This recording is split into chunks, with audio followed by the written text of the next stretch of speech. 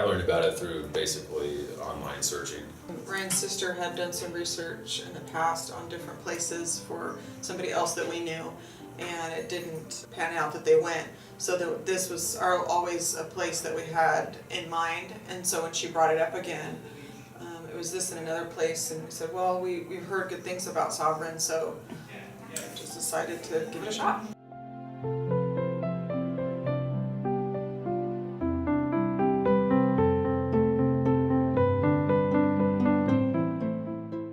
She just started failing her classes, not showing up to class, late to class, not coming back after lunch, Sneaking out of the house. sneaking out, having people in the house at night. Anger, disrespect to us and the rules of our home.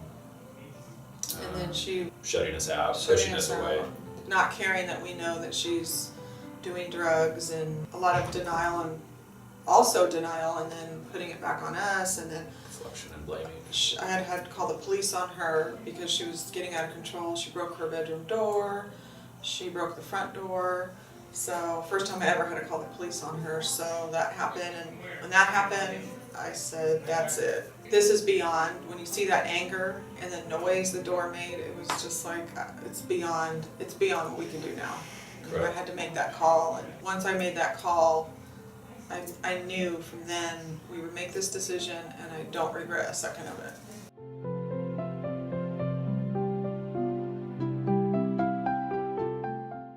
This family is just destroying. It was imploding. A lot of tension between us, and Yeah. It was creating tension in started our going to marriage. It was counseling tension between me and Kat individually, and Kat and Amy individually, and Kat and her stepbrother and Amy, and her stepbrother and me, and it was just, by no means am I blaming that completely on Catherine and her choices, and it was just the family unit had just kind of dissolved. There was nothing left. it just kept falling apart. Every day you heard something new, and had to deal with something new, and it was just kept like tearing apart. To the point counseling and Right. going to church, and so our relationship. So going through this, it's so funny because you see the blessings in it, even though it caused us a lot of hurt. But then now our marriage is on a different level because we started looking within, and then you just didn't think like her getting help could help us, or her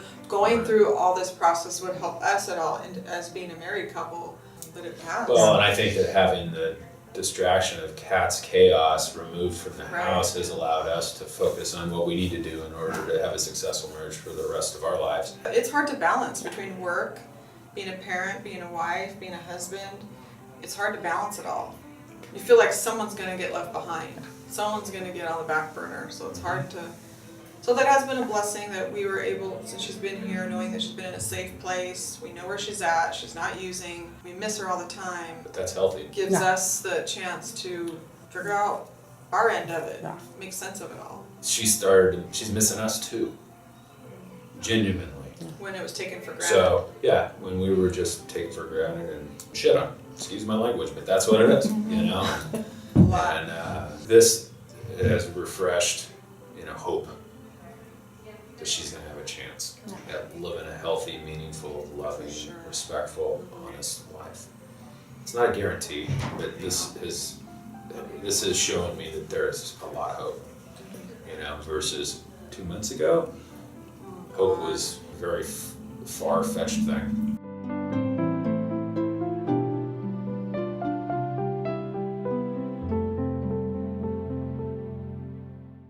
She was doing everything to make us feel like it's bad in here. She's very this angry. And this in here. I can get this in here, and we're just like, bye, we gotta go. Sorry, we're not gonna. We've never taken it this far before, so she had to know that we meant business. And I know as the days went by, and this went by, and 2 weeks became a month. It's like, oh, they're serious. They're not coming to get me. And then she was able to really get into the therapy, I think, and really understand what it could do for her once she realized, let go. And he was really like, how's it going? And did you guys find a date? Or, how are you doing today? And then when we finally said when we were going to do it, texted me, if you have any questions about tomorrow, let me know. And so very hands-on, we need this document from you, can you get that, if you can get it, to get it all lined up when we got here. I feel like it was very thorough, a lot of paperwork, but you need that because you're bringing your child here, so you need to know there's a lot involved. It's not like sign this paper, see ya, there's a lot involved, so there's a lot I of think, very thorough. Yeah, it is, and just the sheer amount of staff that you guys have, and everybody has their roles, and everybody works extremely well together, and it's a real kind of organic process, even though it's extremely structured. That is what has really impressed me. Just the sheer amount of staff that is involved in the process. With each child. It's really, I didn't anticipate that. Then I think we got I a didn't call like anticipate 3 days that. later. We hadn't even made it home yet because we took some time getting back home. Yeah. And so we got a call, I think like 3 days later. She's doing okay, the first, she's participating in everything, and then from there on out, every other day a call, so. I'm impressed. I'm really impressed. And to see, after a month or so, I don't know Month? exactly, Yeah, it's been just it is a about month. 30 days or so at this point, to see that there's She said today was a her 30 glimmer days. of our baby girl, it's still in there, something that I didn't know if it was going to be lost I just forever. thought her confidence, she's such a beautiful girl. So the happiness is reflecting on how she thinks of herself physically. So that was really neat to see. So I was happy to hear her say a 7, so that was really good.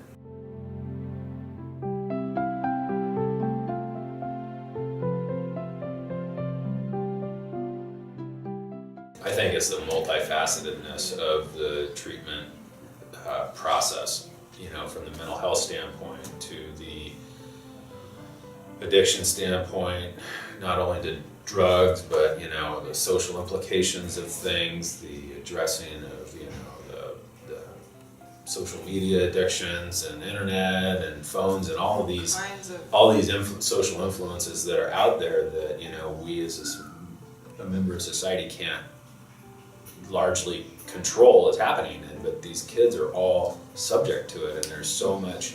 It's just different what these kids are being exposed to than what I was exposed to at the same age. Just 20 short years ago. That it's a really scary place out there in the real world, and I'm surprised that more kids don't go down harder. Or maybe they are, and they're just Maybe they're are, not- but they're the not having a signs chance. aren't there, and the signs are later and not as drastic as what we went through. And also I like the family therapies involved in it. It's not like, oh, bring them in here and then we'll give you updates. But there's a lot of work that we have to do too as parents.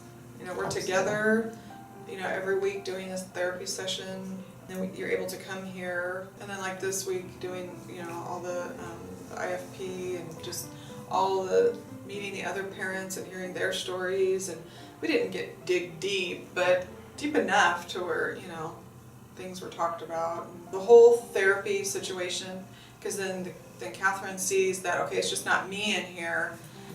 We're all going to be talking together, and then we have to be responsible for the aftercare, make sure she's lined up with a therapist, which we are, and then, all the other things.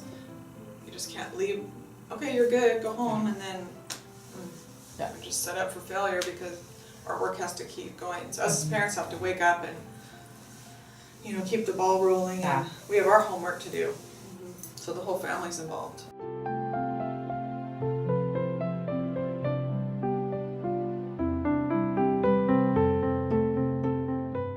Well, Claire is our family therapist, and I really like her. She has a way, last couple weeks ago when I was here with Catherine, visiting with her, it got intense, had a little blow up, and she was really good at, Catherine had left the room, and Claire was really good at letting me voice my frustration, but she's real soft spoken, so she brought it down, and Catherine came in the room, and we ended up having a really good talk, and ended up to be good. So I think that she's done a lot. She's very observant and calm and not judgmental, but tells you when you said, like, as the parent, it's really good for us to hear when we say something and she says, you answered that exactly the way you should say it. Catherine, did you feel like your mother, can you say that she's supporting you right now? And yes. So a lot of validation for us. I notice she does that. It's not all about Catherine at that moment. She validates what we're saying and doesn't say, no, you shouldn't have said it that way. You know, so she's really good. Technology options too, as far as the, you know, being so far away. I mean, we're a whole day drive away from here, and I know that, you know, other families have chosen this facility from across the nation, and you know, for those that are thinking that it's too far away, I would be the first one to say that, you know, don't even let that be a factor, because, you know, just you have the video conferencing. It's basically a secure Skype session, you know, emailing, phone communication. From a parent's perspective of a child in this facility, it's a non-issue almost, you know. You're here, but you get to see your child on camera. Right.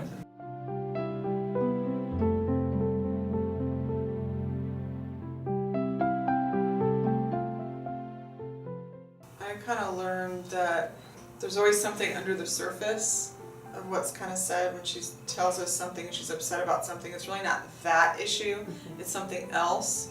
So recognizing and cluing in to, it's not about that, it's really about this. And maybe asking more questions, you know, are you upset because I didn't bring you this when you wanted this? What's that really about? Instead of just taking it word for word about what's being said. There's always something that's really the problem. Because they're kids, they're not going to come out and tell you all the time exactly what the problem is. We have to guess. Yeah. Ask our questions. Adults don't even do that, you know, so we're asking kids to do I mean, this is part of it, but, you know, I mean, I think that this is also given us opportunity to, like, kind of take a deeper look at us and, you know, and how can we improve it, you know, realizing where our shortcomings are, and it's given me an opportunity to kind of work on me, you know, and so I'm just kind of grateful for that too. It's been nice talking to somebody ourselves and having resources to help us take care of ourselves a little bit better, so that when we do need to help Kat, you know, that we have a little bit better toolkit. We have to know how there's some more options. How to deal with it, you know, we have to know how to, and there's so much paperwork we got today on the aftercare, what to do after, and they said 90% of people that go through the program, if they don't have aftercare, they're gonna fail, they're gonna relapse. So having a therapist lined up and having all the programs that they need and keeping them busy is. And to know that when she does come home and she does leave Sovereign, that, you know, you guys, your job is clear, that you guys are here. You're still here. You're still a frontline resource for us to come back to, and for Kat to come back to if need be. You know, I mean, you're always a phone call away or an email away, and it's not just okay on to the next patient. You know, once a patient, kind of always a patient. It's the vibe that I've gathered from everybody here. You know.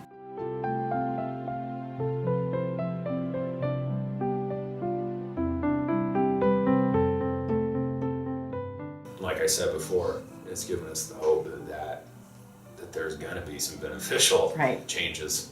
You know, it's to be determined. I mean, her reaction to Ryan today. I mean, she hasn't. Last time I came here, she didn't want to see him. You know, so she had a lot of issues she was trying to work through. So I know through the therapy here, she's obviously working through that, because she gave him a hug today, told him she loved him. That their relationship has been strained for a while, and she didn't want to see him, want to have anything to do with him, and so that's an immediate thing I can see right now. That has completely changed right now. I mean, I don't know what's going to happen down the line, but today she was happy to see him. She wasn't just trying to play nice and trying to be polite. She genuinely was happy to see him. So that's a big relief, because, you know, as a mother, you know, the mother, you get put in the middle a lot. So that was a real relief to see that. I didn't have to navigate that. I feel like I have to navigate that, but I feel like that was that was so positive to see that. See her make eye contact with me and a smile and give me a real hug. That was a treat. I wasn't expecting it. I was hopeful for it, but I didn't have any expectations, and you know, and you just come into it and you just be present.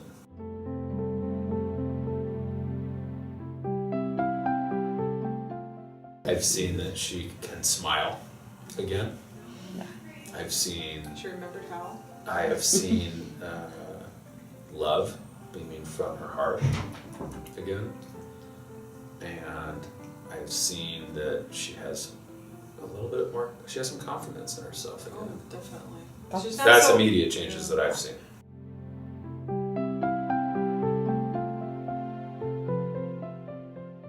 Or describe our interactions. Yeah, it's been positive. You know? Emails through the Hush Mail account, phone calls. People get really busy, so sometimes if you get an answer from somebody, just keep calling back and find somebody else that can maybe get the message to them. But everybody's very accessible through. I found phone calls a little bit better because sometimes email, people may not be at their desk. So yeah, so phone calls during the day before a certain time when somebody's at reception and they can pick up if you don't know their extension or if they're not at their desk. And one thing that I've noticed in our interactions with your staff is that it's a structured organicness is from what, my best way I can describe it, because there's so much structure in how the program is set up. But then there's an organic factor that it's very specific to each kid and specific to each situation. And so the willingness of the staff to adapt and kind of fine tune based upon each circumstance is pretty impressive, actually, you know.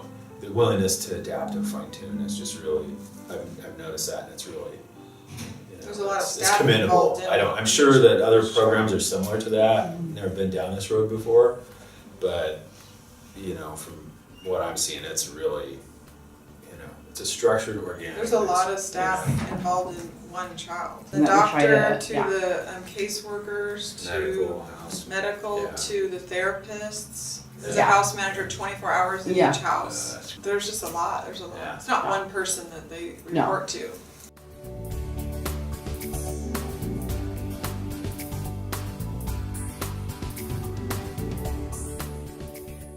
I think Claire, the therapist, that's the only one we've talked to, and then Lauren, case manager. I hear from her every other day. There was a medical issue she was having, and she was asking about it and getting real heated about it. I'm like, when we find out about it, well, they said blah, blah, blah. I said, calm down. You know, there's her anxiety coming up. So I said, calm down, get somebody in here. So he had come in and really explained it to Catherine, and she was getting heated, and he's like, hey, it seems like you're getting a little, well, it wasn't explained to me properly. And then he explained it to her, and it really calmed down fast. So she. Give a shout out to Ashley too. Oh yeah. She's awesome.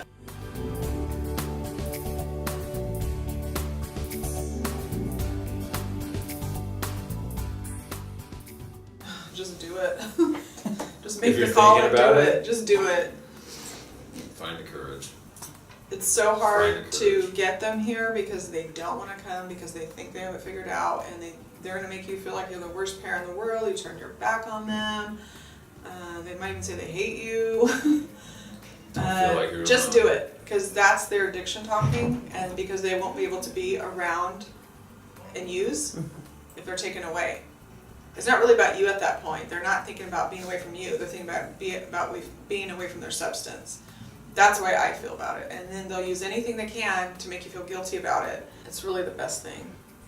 'Cause What are you gonna know do? You What know else are you you've gonna do tried now? everything else. You know you've tried Yeah. everything else. Yeah. And sometimes you just gotta hit your bottom. Yeah. And sometimes you just gotta have the courage to say it's out of our sphere of influence, and They'll be fine. We The need kids will help. be fine. you know, They're gonna be well taken care of. We know she's taken care of. We know where she's at. We know she's not doing anything she shouldn't. It's an 8-hour drive in traffic for us, but it's worth it. It's fine. it's temporary. Yeah. Yeah. It's not forever. It's not for a year. It's not for 6 months. It's not for 5 months. It's the most 90 days. But the Mhm. benefits you're gonna get is gonna It's last. comfort, yeah. You know, if you structure it right and the aftercare is good and you're really paying attention as a parent and you're really clued in, which is what we're gonna have to be on our A game, you know, and really step up to the plate. And because before you just kind of throw your hands up because you're like, I don't know, and you kind of give up in a way. But this is when you really, when it's over, we really have to step it up and don't let all this go to waste. Use it, keep it up, keep doing it.